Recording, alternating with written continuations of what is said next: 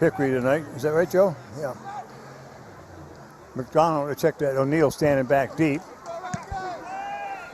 Good punt. It's going to hit at the 20, down to the 10, and it's going to roll on down towards the 5-yard line, and Steve's going to send Jay O'Neill a copy of his book. Do I need to say it? Well, in all defense, I'd have let it go too. Didn't get up on it.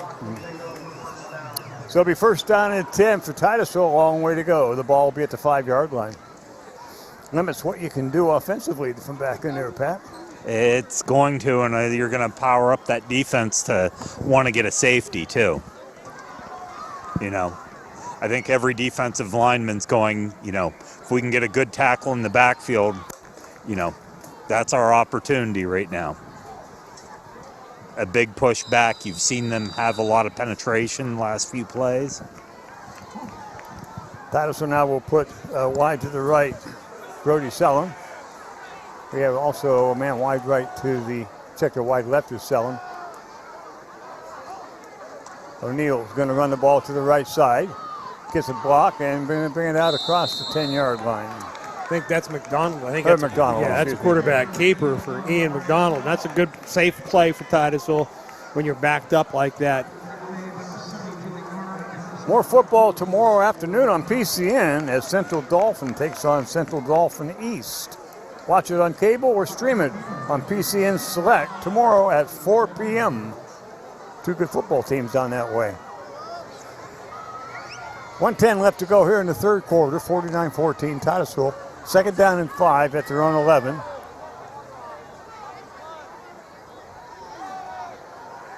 Culpepper will come wide to the left for Titusville. Titusville now will shift to the right side.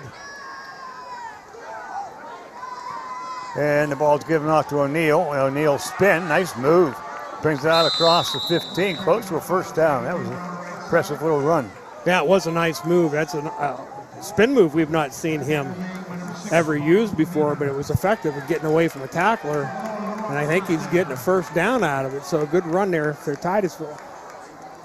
First down 10, the ball's out to the 17 with 25 seconds left to go here in the third. See whether or not Titusville will choose to run another play or let this clock run out and open up the fourth quarter with the ball at their own 17. And it appears that's what they're going to do.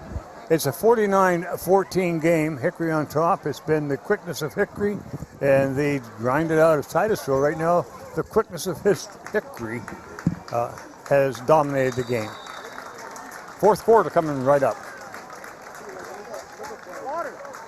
Fat Chad's Brewing is Titusville's premier dining destination, offering fine dining served with a cold beverage and great conversations. Try our new menu items, the T-bone steak, homemade meatloaf dinner, or soft shell crab tacos. Our pasta entries and sandwiches are just as popular. Try the new lobster ravioli, shrimp and scallop pasta, or our popular Asiago chicken. Don't forget about our famous burgers or fish sandwich, all served with fresh cut fries. Come in Saturday nights for Wild Game Saturdays. For good food and good times, it's Fat Chad's Brewing in Titusville. ProThreads Print Shop is the area's premier screen printing and embroidery company. Locally owned, ProThreads prides themselves in specializing in school and travel sportswear and fan gear, as well as business and corporate apparel. Get your team mascot or company logo screen printed, embroidered, or engraved on just about anything. ProThreads Print Shop is now open by appointment at 130 East State Street in Pleasantville, where you'll find Rocket gear to wear year-round. Check them out on Facebook or visit them at ProThreadsPrintShop.com for superior service with personalized attention. Talk to the pros at ProThreads Print Shop. Fourth quarter action about to get underway here in the Rockets into the field. Titusville will have a first down and 10. Check the third down and 10 at their own 17. Hickory all set to go defensively. Titusville will have wideouts on both sides. We're going to make the shift. We'll bring Mung to the left side. O'Neill in the backfield along with McDonald. The ball goes to O'Neill. O'Neill up across the 30, and the 30 to about 35. He's still going. The 40 stiff arm, and it can be brought down at the 42. Nice run, Mr. Wow. O'Neill. Mr. O'Neill is showing himself out there. Well, the one knock I'll have on Hickory by the time this ball game ends, they do not tackle well. There's been a couple of plays where they, the touchdown pass for Ian McDonald, for instance, they had 4 or 5 guys missing them there. You had 4 or 5 guys missing them here. And I'm not talking about, just getting a hand on somebody. You're there with shoulders, and you just can't bring them down. So they do not, that's the one thing. If there's an Achilles heel on this defense, they don't tackle well. Come on, Culpepper come wide to the right now. First down and 10, Titusville. This drive started, I think, around 5. Mung in the wing left.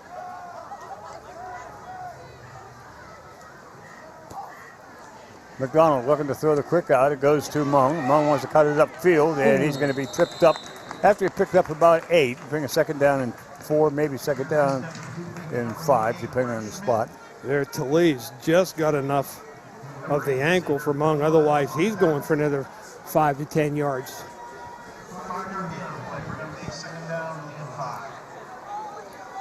So second down and, we'll call it second down and 6, what's on the scoreboard. We'll go with their math. The ball's on the 48 of Titusville. Again, pretty good drive. This is the type of football Titusville plays. Just grind it out. Unfortunately, you can't play this way when you're behind by 30. Not that they should change. Play your game. Doubles right, singles left. McDonald wants to throw, still wants to throw. Rolling to his right and throws it up short. Pass was intended for Blake Ross, but very short. Brings up a third down and 5. That's not a bad decision for Ian to throw that thing short. If he throws it up high, he's got a corner closing in quickly. 50-50 shot of whether or not that's picked off or not. So that's not a bad decision for Ian to throw that at the feet. Pass will have a third down and 6 again at their 48. We have a fast clock now, 35 plus if you follow the rules of football. Hickory's up on top. Doubles, check that, singles both sides for Titusville. We're going to shift now, as we have been doing lately. O'Neill in the backfield. McDonald keeps the ball. Oop, nice play by the defense. And McDonald's going to keep it. Turned upfield, across the 50. But look out, 40. And knocked out of bounds at 35. I don't know. That's just another good move by Mr. McDonald. Well, and they have it covered here. The number 5 for Hickory, King, he's right there. Now, he's done his job, but there's nobody helping on the backside. I don't know how Ian gets around here. He should not have come close to getting this first down. And a couple of good blocks for Titusville downfield and allows him to sneak through and continue the drive. Gets it down to the 35 now of Hickory, first down and 10. Singles both ways now for the Rockets. Miller now will go to the left side tight end. Ball goes to O'Neill. O'Neill tries to go left side, and he's going to be brought down over there on the far side. Tackle in there. I don't have a 34 in my program here. I don't either. Number 34. Well, I give number 34 credit. He's been in on a lot of tackles tonight. We've seen him. He's very mobile. He's their middle linebacker. He's very mobile. He gets there quickly, like he did there. So he does a nice job of scraping down the line of scrimmage and making plays. Brings up a third down. Check that, second down and 7, 3-yard gain. O'Neill doing his job, filling in for Jackson here in this half, and shows you a little bit of future in running back. As Steve said, he's a sophomore. Titusville now will have a single to the right and left. McDonald quick down the middle. Pass is complete to the tight end. He gets it down close to the 15. Checked at the 20. First down, 10, Titusville. There's a good throw on that seam pass. So we've seen Ian, the one pass he might struggle a little bit with is that seam. Here he does a nice job. He reads them open, does a nice job of throwing it with just enough amount of touch, just enough pace to get there in time for Miller to catch it and turn upfield. The seam pass is something we haven't used a lot this year. No, and for the most part, it's something we've seen a little bit here and there, and it's been effective. It's been an open pass route.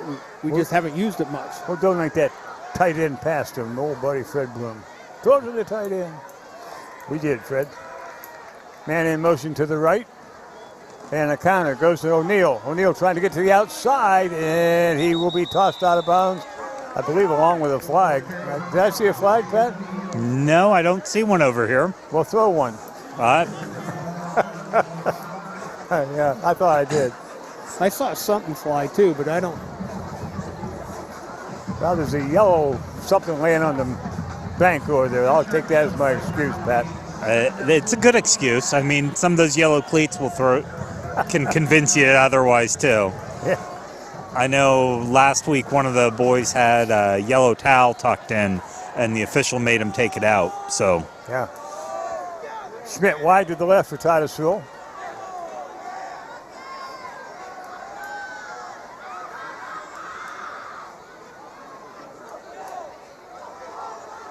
McDonald gives the ball off to O'Neal, and O'Neal's going to be grabbed and brought down. And that was a flag. A little extra after the whistle type hit, I think, is what they're going to call. Pretty, iffy to me. But. Yeah, I'm not too sure I necessarily agree with that. I will say Titusville's been kind of having a few complaints out there on the field with some of the later hits and some of the sportsmanship. Well, I've not, I've not seen anything, drastically. Could he have laid off a little bit there? Maybe he could have, maybe he couldn't have. That's the thing where if you're Hickory's coaching staff, you'll take a close look at this in the morning to see, whether it wasn't, I don't know, but they're going to call it, and we're going to get 15 yards out of it. Yeah, Hickory coach is asking the official to come over. He'd like to know what happened there. He's being told to get off the field. Now there's a flag on the Hickory coach. I'm not sure I agree with that either, although he's not allowed out on the field. Well, it's not that. What drew it is when the official initially told him to get back up, he waved them off. That's when the official threw the flag. That's what I think it's about. Well, they've already had one sideline warning. So maybe that was the second sideline warning is a penalty. I don't know. Interesting scenario here at the end of the game.